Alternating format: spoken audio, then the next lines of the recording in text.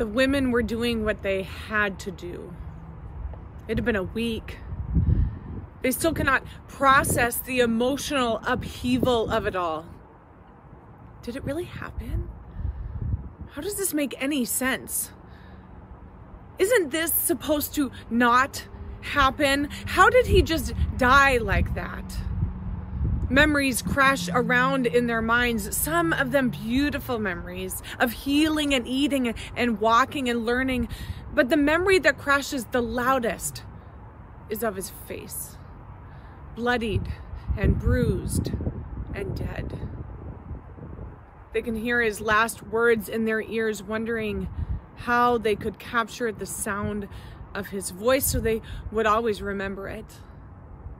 They wished they could have said one more thing, spent one more moment, asked one more question, heard him laugh one more time. Clouded in grief, they walked to the graveyard as the sun was just starting to cast a dim glow on the rest of the world. To them, it still seemed so dark. Their arms were full of things for grieving. They would prepare the body one final time to be laid to rest.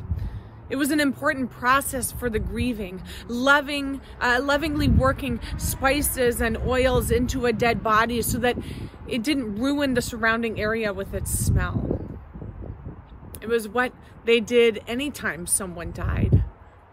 The women handled it. They would handle it now. Perhaps they were bitter that they had to do it, or perhaps it was an honor to bless his body like that. Either way, they were prepared. They were prepared to do it.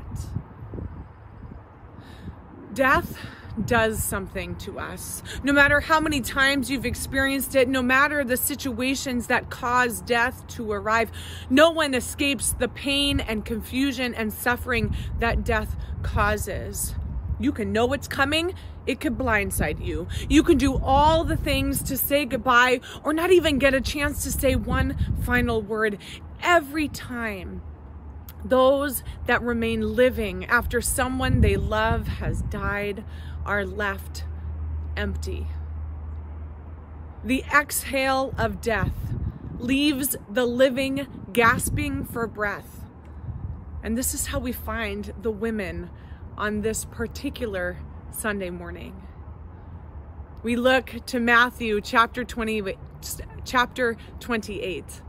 starting in verse 1.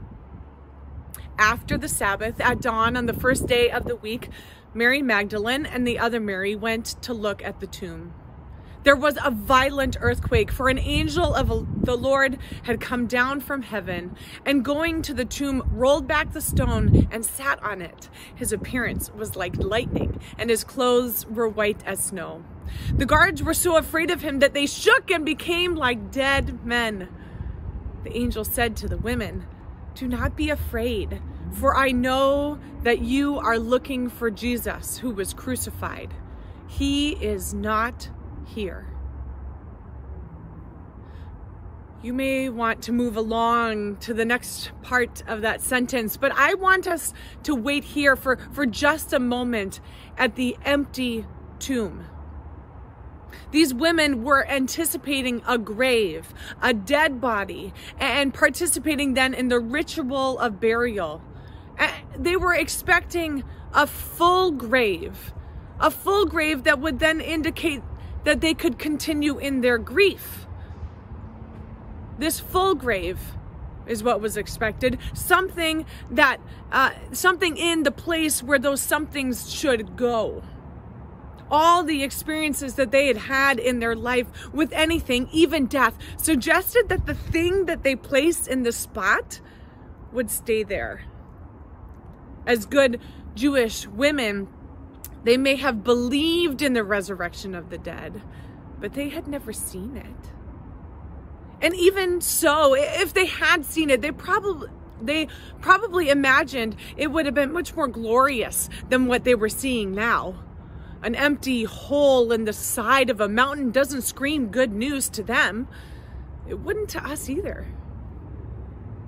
But the first thing they see, the first glimpse into the resurrection of Jesus from the dead, isn't Jesus.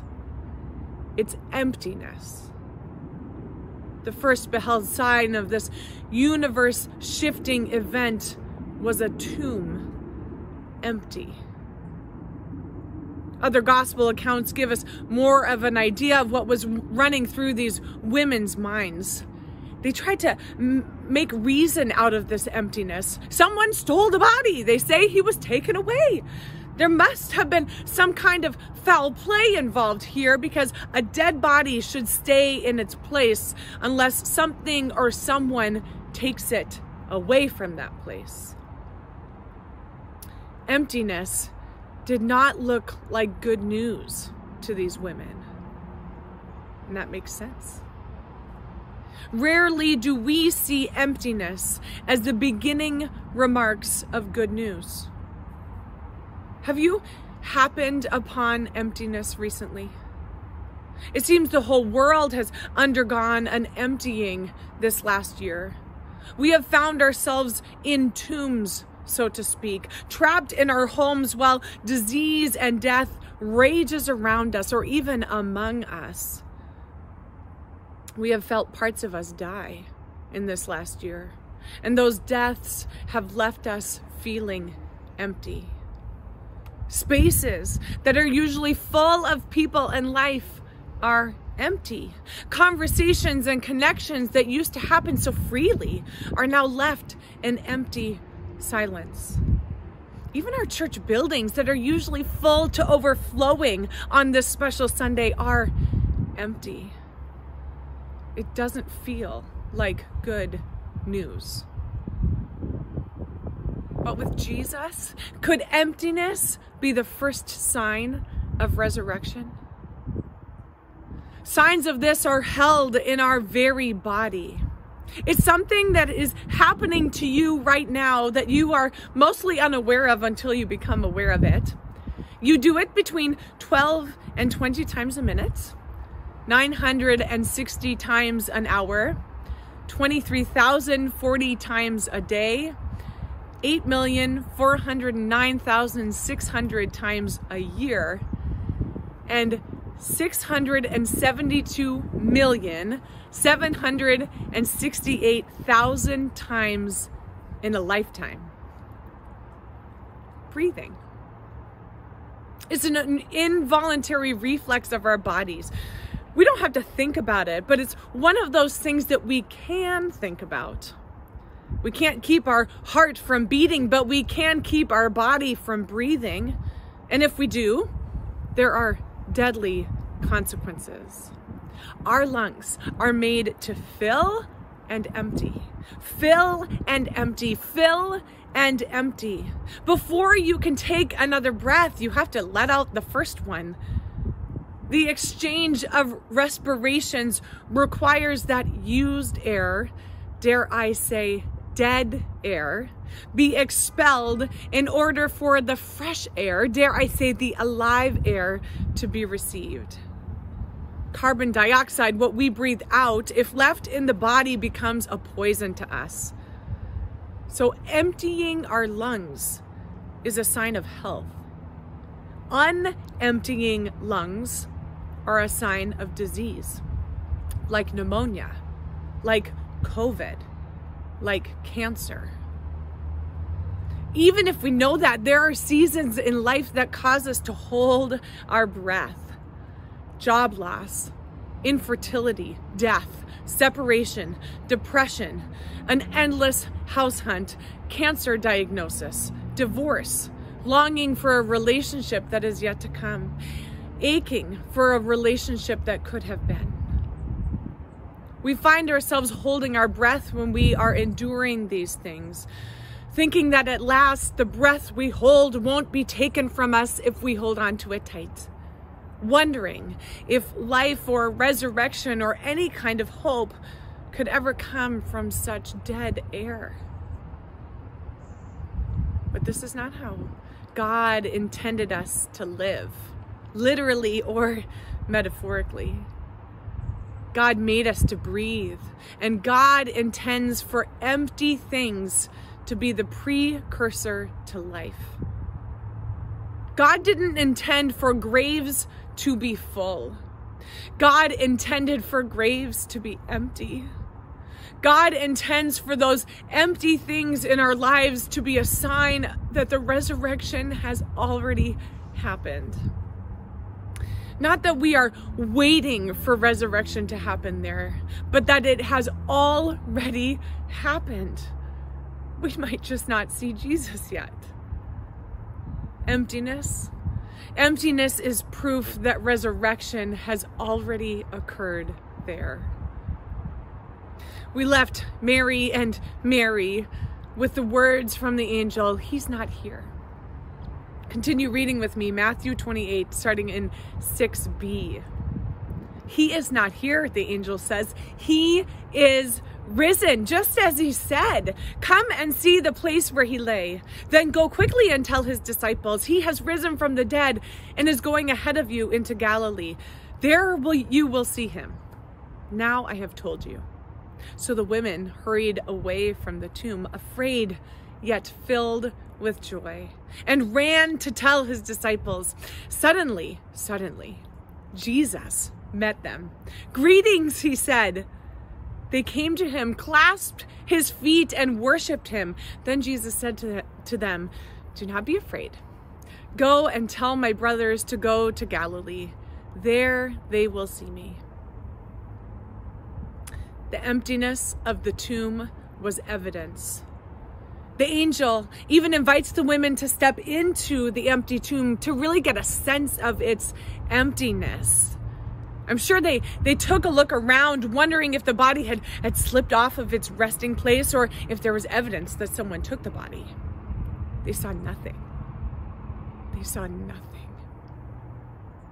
They followed the angel's instructions and hurried away from that glorious emptiness to share about the somethingness that had happened that they didn't understand. Scripture says that they were afraid yet filled with joy. There's no mention here of disbelief or confusion. The whole idea of this terrified them, and it made them feel more alive than they had ever felt before. When we get the sense that emptiness is evidence of the resurrection, fear and joy become new companions for us. It's as though the emptiness makes space for a whole host of emotions that are another sign of the resurrection. That fear and joy are the second signs that God intended graves to be empty and all things to be made alive again. I don't know about you, but this idea of resurrection is so confusing to me that I fear it, and too wonderful for me that it causes me joy. These feelings don't need to be set aside for our belief. We can be afraid yet filled with joy at the truth of this good news. The women are running from the tomb, fueled by fear and joy, and they suddenly bump into Jesus. Can you even imagine? In the NIV, it says that Jesus says, "Greetings." But the word Matthew uses is kairete, which is more like a lighthearted hello. I can even imagine the twinkle in Jesus's freshly resurrected eyes. It's as though the women come to him and he's like, "Fancy seeing you here." With greater fear and greater joy, the women cling to his feet in worship. They're so confused. They're so full of fear and joy, wondering how someone so very dead could be so very alive, so very not in the grave. Their exhale in the empty tomb allowed for an inhale of this alive Jesus. The empty tomb is evidence of a living Jesus. In Luke's account of the resurrection, he is sure to include the angel's question, "Why do you look for the living among the dead?" Why are you looking for this empty space to be filled with deadness when it was made alive? Why do we look for the living among the dead? Why do we continue exhaling, continuing to hold our breath, expecting the possessiveness of it to bring us life? He's not there in the exhale. Take a deep breath. He is alive. God did not intend for things that hold death to keep holding those things. Our breath proves it. Out comes the death so life can come in. Out came resurrected Jesus so that life could fill all the places that hold dead things, even the grave. This pandemic has given us a vision of emptiness. Yes, there are empty restaurants and empty homes on holidays and empty schools and even empty churches. These things are stark contrasts to how we envision full life. But what if these things were holding on to dead things? Particularly as we look to the Christian church. What of this emptiness now is actually making way for resurrected life? Resurrected community life, resurrected worship, resurrected vision and mission, resurrected care for our neighbor, resurrected families, resurrected communities. Emptiness is the first sign that God has done and is doing something miraculous. And may we not hold our breath at the reality of it. This Easter Sunday, I wonder where the emptiness is for you. I wonder what those empty things held once. I wonder what signs of life are left for you as you examine the emptiness. I wonder how you might find Jesus after examining the emptiness. I wonder what he would say to you. I wonder what life he might invite you to. The empty tomb is good news for us. The emptiness you are experiencing could be the beginning signs of the good news of Jesus that only puts alive things back into empty things. We just might have to wait and see it. Take a deep breath. Resurrection is happening even right now. In the next 6 weeks, we are going to invite you into a practice, an opportunity to reflect and to respond. And that practice for these next 6 weeks is called breath prayer, where you inhale, and as you inhale, you say a word or a phrase, and as you exhale, you say another word or phrase. This emptying and filling, the sign of the resurrection held in our very body would be a prayer to Jesus. And so I have some suggestions for what those phrases might be. Today, as you breathe in, as you inhale, you will proclaim, "You are alive." We're speaking to Jesus. You are alive. And as you exhale, as you breathe out, you can say, "What is empty, let what is empty be good news." Inhale, "You are alive." And exhale, "Let what is empty be good news." You can do that in silence, thinking over these words as you breathe in and out, as we are together in these moments. Let us pray. Jesus, you are alive. Let what is empty be good news.